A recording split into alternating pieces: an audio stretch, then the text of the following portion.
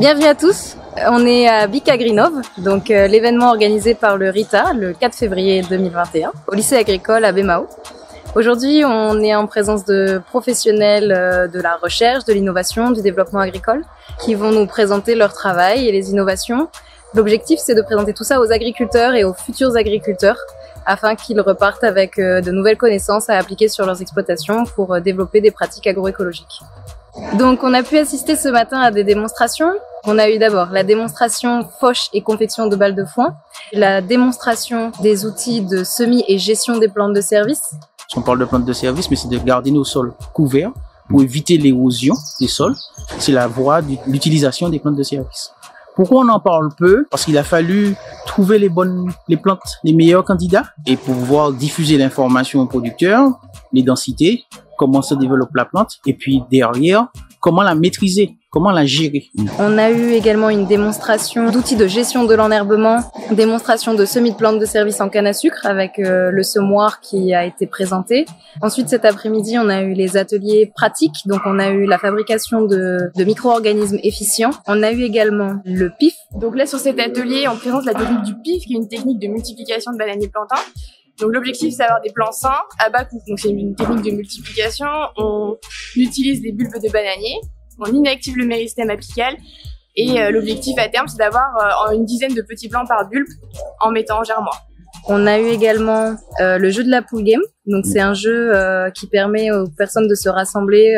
Donc ça, c'est un jeu qui est très intéressant dans le cadre de la conception d'un système de culture agroécologique avec des jeunes ou avec des futurs agriculteurs. On a le devoir pour les générations futures de préparer une agriculture plus propre, plus respectueuse. Et donc, c'est tout l'enjeu de la transition agroécologique. Bien évidemment, un lycée qui forme les futures générations d'agriculteurs est le premier chef intéressé par cette problématique et se doit d'être porteur d'événements comme celui-ci où on montre les alternatives possibles aux produits phytosanitaires. Ça peut nous aider par rapport à comment organiser un événement. Ça nous aide aussi à pouvoir encadrer, à avoir une certaine autonomie, découvrir aussi parce que on écoute un peu partout aussi et on découvre énormément de choses. Quelqu'un qui s'intéresse et qui souhaite devenir agriculteur, c'est une bonne journée qui lui permettra avec les nombreuses démonstrations, il pourrait par la suite les utiliser au sein de son exploitation.